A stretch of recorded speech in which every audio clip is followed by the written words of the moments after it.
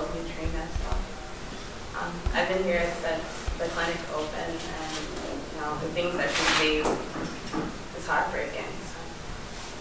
So, I feel like it's a duty that needs to be here. It's low-income housing. A lot of people don't have insurance, and they don't have that $45 to pay, to go to a Dabo. They don't have that $100 to pay for their labs. They don't have that $200 and something to pay for their prescriptions. And, my grandmother asking justify for you. And if, she didn't have insurance, probably would pay for everything. So I feel the need for here, and being that I live here, I'm exposed to everything. And it's hard. It's very hard. I'm a nurse, and I live in low-income housing, So can you imagine what the rest of the residents who don't have a nursing salary, what are they doing? You shouldn't have to choose whether you're going to get your medication or you're going to feed your kids. I had a resident that passed away last week. They called me and said a lady fainted outside. I went out there and she was, basically knocked out, but she had a strong pulse. And her family was hysterical. And I kept saying, it's going to be okay, it's going to be okay. They said that she was complaining of chest pains. Now, if you don't know that, that's a sign, that could be a sign of a heart attack. What does that say about your doctors? What does that say how your doctors care or, feels about you? Do they see you as a dog, that they don't need to take the time to tell you the signs and symptoms of your disease?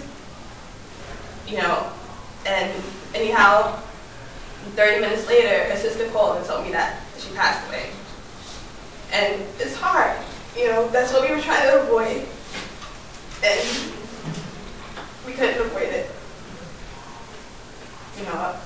Everyone says it's not your fault, but it's hard when you can't, help everyone.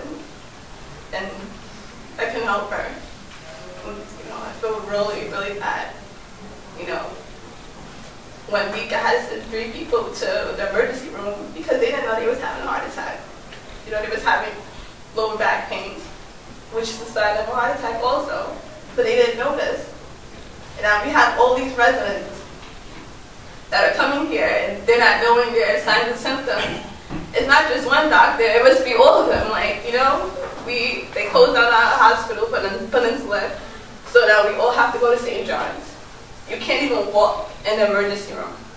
The beds are by the bathrooms. It's really, really crowded. I was in there to get my appendix removed. 5 o'clock in the morning until 11 o'clock at night was when I finally got placed in the bed. My appendix could have buzzed. Anything could have happened. I could have died. 11 o'clock, that's when I got placed in there. No antibiotics, IV, no nothing.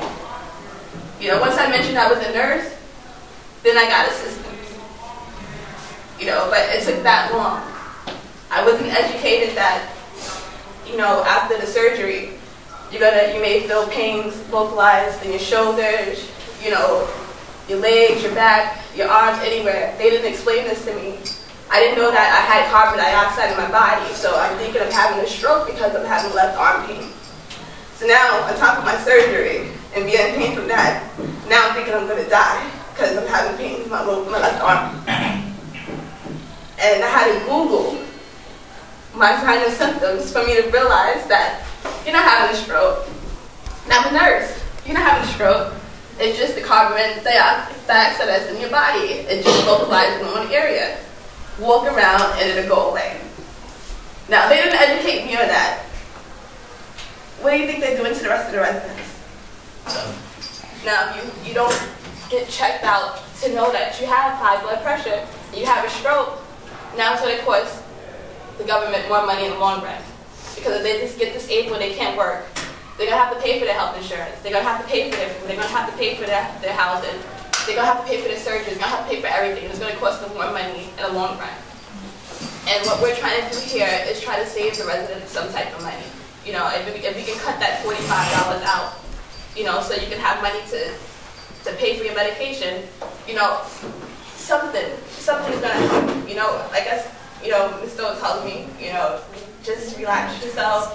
You can't do everything, and it just hurts when you can't help everything. And being that I grew up here, and I know basically everyone in the area, you know, I want to help, you know, do something. I don't want anyone else dying because they didn't know. They didn't know this, or they didn't know that.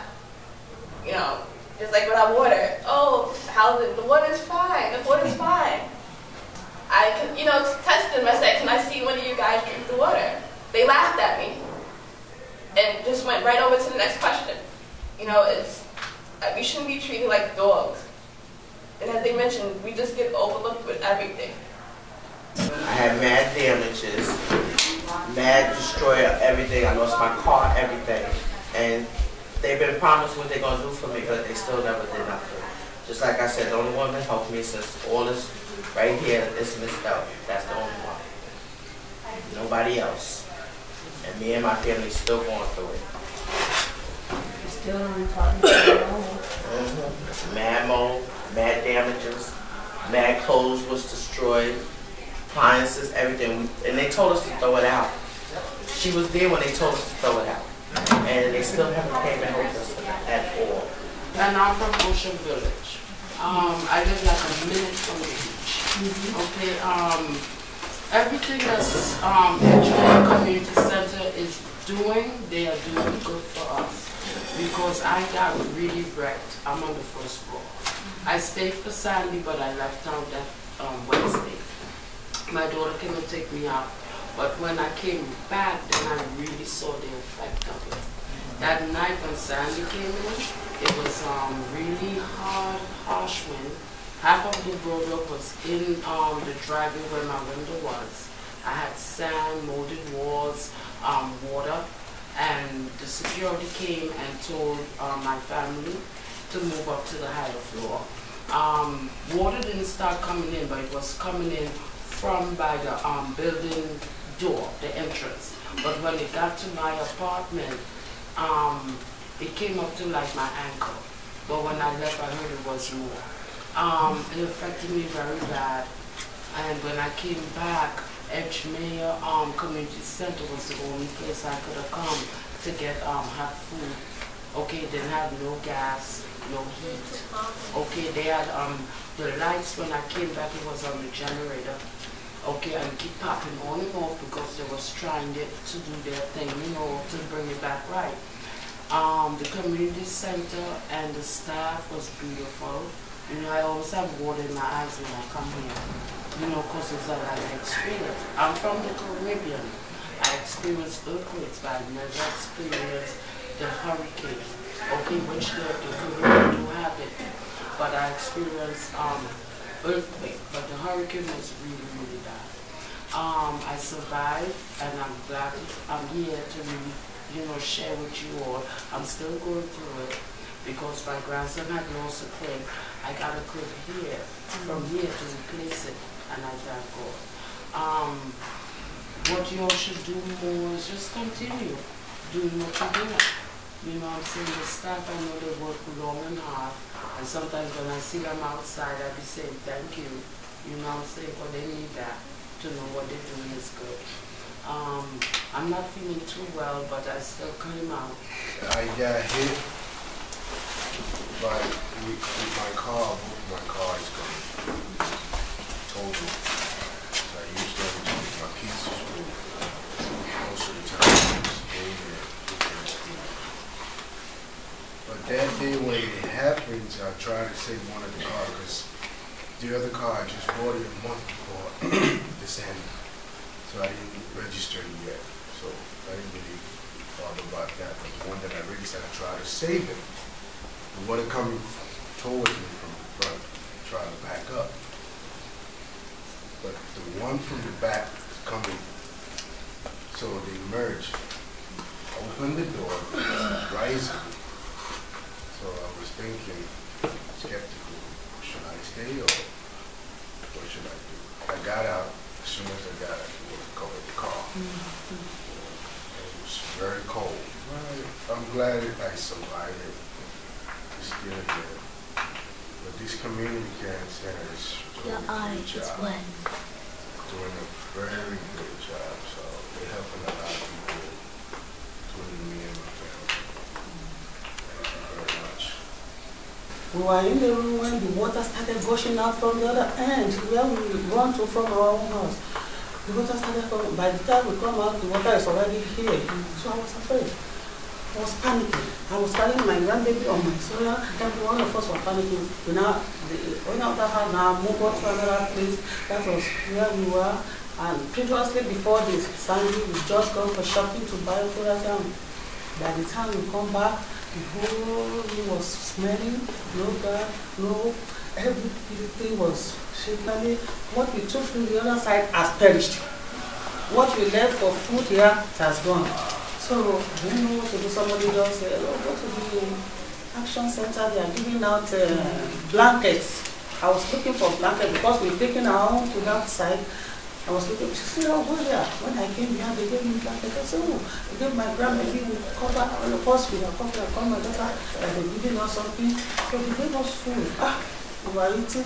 They now gave my grandbaby biscuit and everything. I said, oh, thank you. So we started coming as we were coming.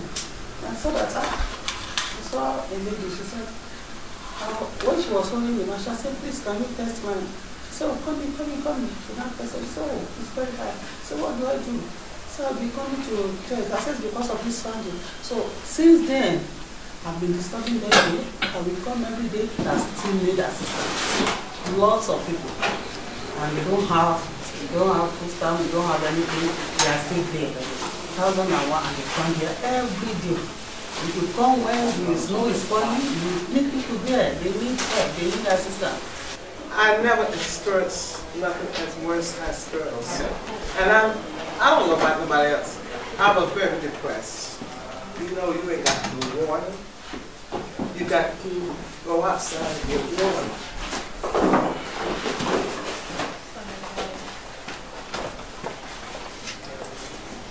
No phone.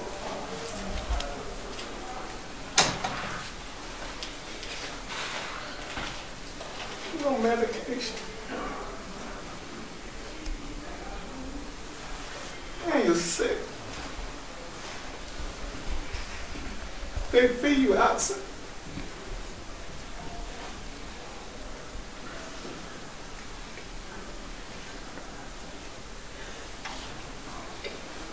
Thank God for the center.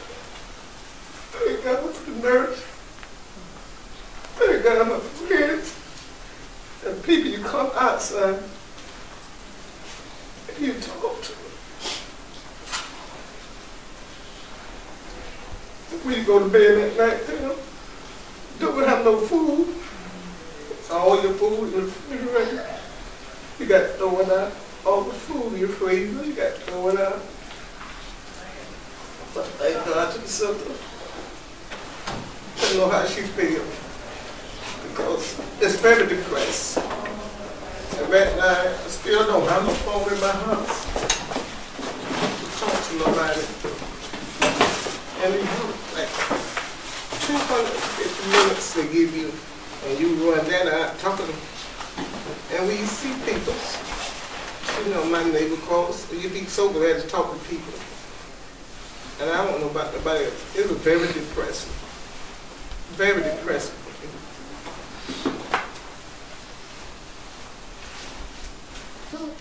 Have people that can come and talk to us all. And I have to let you know, I've had them come talk to us and talk to staff and talk to some community people because we understand the depression. We are too. We're all in it together. We're overwhelmed, and we have people come that are used to dealing with this to talk to us. And believe it or not, it helped. I didn't think that it could help, but it did help just talking to a stranger who maybe wasn't in the middle that you can cry to, and it's not somebody you had to be strong for. And we can set up more of that. I work for Trina, and we can get more of that set up because I know it helped. I mean, we all hit a wall here. The staff, but we just couldn't. And we were, and we understand. So I just want to let you know that we hear you, and the next time we'll call, we'll get them here, okay? I've been here a little over a year, and I have 4 children unofficial adopted one, an unofficial grandbaby. And I was just trying to keep them close. I didn't want to get into any problems. You know, I didn't mix with a lot of people. I was interning for 2 years. Because of Sandy, I couldn't get there anymore. I was supposed to be hired November 1st. I lost that because life goes on in other places. But I got to tell you, like, I'm so grateful.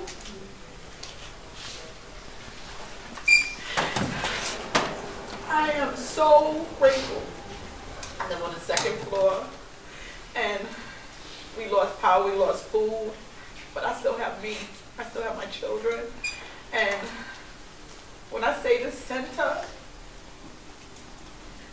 helped me keep a peace of mind, like, people just don't understand. They had all kinds of things to say, all these people on the line, oh, they just trying to get what they can get, and like, on these lines, I talk to people, some single moms, some that lost their jobs, some that are just trying to come out and get a peace of mind. Like, oh, it's not just me. You know? It's not just me. I'm not the only one going through some stuff.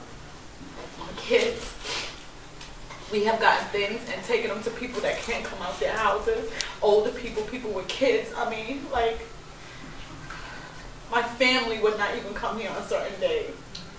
But I found family here, you know. On the best of days, I found out 2 years ago that I have diabetes. And on the best of days, I wasn't taking care of myself. I was not. I came here, this young lady right here, she got my medication because I didn't have medical coverage anymore. My sugar level is leveled now. You know, I'm paying attention. We had vitamins for my kids. Like, people just don't understand. They see stuff on the TV and they're like, oh, those bums, they don't want to, you just don't understand. Unless you've been here, unless you've been in the trenches, you just don't understand. But here they understand. You know, some days, I know the depression, sister. God, I know, but I know it's not just me. What I do reflects on my babies. You understand? And I need to let them know that things happen, people fall down, but you get up. You understand? And it's okay to ask for help. Because pride going before the fall, let me let you know. It's okay to say, listen, I'm a little messed up. Can you help me? Okay, can you show me? Can you teach me how to be better? It's okay to ask for help. It's okay because nobody is a stranger. And when you open up, when you tell a story, a long time ago, my grandmother told me this.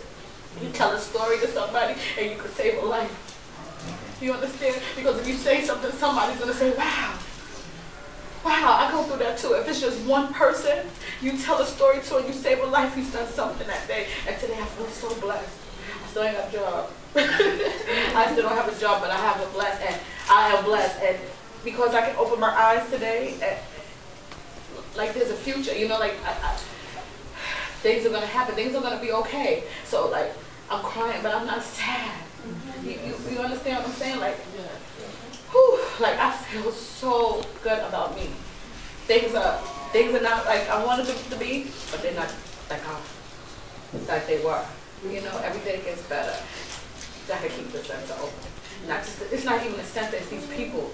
Mrs. Hope, Mr. Hope. They've heard my mouth a couple of times, and they're just here. Day in, day out. The people that, my kids have pen pals from New Zealand. These people left their countries. They didn't just leave their boroughs. They left their countries and they came here and they said, I love you. And I believed it. You know, my babies, I teach them to go volunteer because we got it bad, but we don't have it as bad as it could be. Other people are worse. Like, I just can't say enough about unity. I cannot say enough about when you don't have and you help the next person. Wow. You get rich in so many ways. I'm telling you, I love this place. I love the place. I love the people. Even the people I don't like, I love them. You understand what I'm saying? Because they teach me and they teach my babies. It's just, I can't say enough about this place. You have to keep it going. You have to keep it going. You have to continue to educate people on whatever medical, how to cook properly, you know, how to avoid that depression. Sometimes it just tries to suck you down, but you just gotta rise above it. You just gotta keep on rising above it, because if you see another day, you can make it better. Thank you. Okay. Before you go to the next person, we actually have a good thing that came out of this. Can you tell them? Well, did I have medical coverage now? Yes. Yes, I have medical Oh, coverage good. now. But before that, I was just saying, like, diabetic medicine is very expensive. Yeah. This girl got me my medication. You understand? This woman got me my medication. This place, friggin' amazing. Fanny hit, and it was shocking. It was like a shocking moment for me because I'd never experienced anything like this. So when the water got higher and I saw sea creatures in the area, I was like, wow, it's crazy. So when it hit, the lights went out. The water, we live on the first floor. I live on the first floor, so the water came up. The sewer came up with the water. So it was like, we had the sewer backed up in our home. We had roaches and everything. It was disgusting. Then like, we went upstairs to the neighbor's house. The water started getting higher. So we had just me, you know, my mom-in-law, my father-in-law, my sisters and brothers-in-law, and we have all together 6 kids. So it's 2 babies and up to 5 years old. So it's like hard because, you know, my mother-in-law and my father-in-law sick. They lost their medicine. They lost everything. It was bleeding. She was bleeding. That's my mother-in-law, actually. So she was bleeding to her nose, her mouth. It was like, it was hard to see, you know. My father-in-law just came out of, came out of a coma, you know, and he had to come home to this. Like, it was hard. You know, the kids were so sick. My niece kept to this day she gets fevers, you know. She was getting fevers and there was no help at the time. Before the center opened, it just happened. So it was like no medical, you know, everything was shut down. And then that's when the center opened, the community center. And I was online one day and then I met Miss Doe. And then, you know, I was like, met Miss Doe and she was like, yeah, how you doing? You know, I told her, you know, I lived on the first floor and how I needed some help. She was like, yeah, so I came here and started like volunteering off and on. And I met a lot of people. I met Bethany here. She helped me out a lot too. You know, with the kids, and then Trina started working here and she made sure that my mother-in-law kept her medicines going. My father-in-law needed medicine. If the kids needed medicine, she was there. You know, like it was a really bad experience. Like, and since it's been open, like now I work here, so I help the community out too. So I'm also working here. So I'm helping them out, but I'm very grateful for them. But it still hurts to wake up and see her bleeding every day. You know, hurts to see my kids, my nieces and nephews sick every other week. Rush to the hospital because of fevers. You know, we're still going through it, but we're here. You know, that's what counts.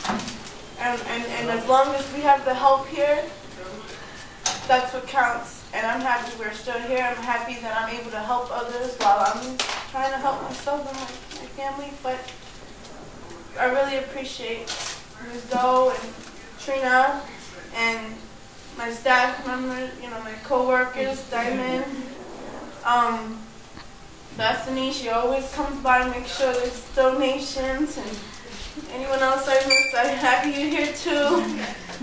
But you know, we're just trying to keep, you know, we're a big family, so we're keeping each other up.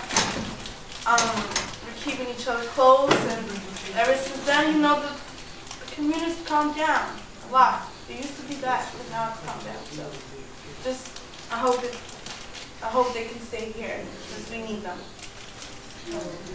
And I'm 20. And I have 2 kids. Doing a great job. And I'm happy. And like she said, I'm not crying because I'm sad. I'm crying because it's an experience and just joy. It was just a lot, you know, and I just hope everything gets much better than what it is. You know, because one day I was on the line and she said I looked bad. And because it was just like I wasn't depressed. I was just well, didn't know what to do or where to go. I know I had a place to go, but I couldn't get in my house. Nobody had no heat, no hot water. I was in Auburn at my daughter. But it's like she only got 2 bedrooms. It was a bunch of us. I was staying down at my other daughter at 331 37th Street. And she lives on the 10th floor. She didn't have no elevator. I had to walk 20 flights a day if I wanted to go in and out. My legs swell. I came here. They couldn't do nothing about the swelling, but they did help me with my medicine and took my blood pressure.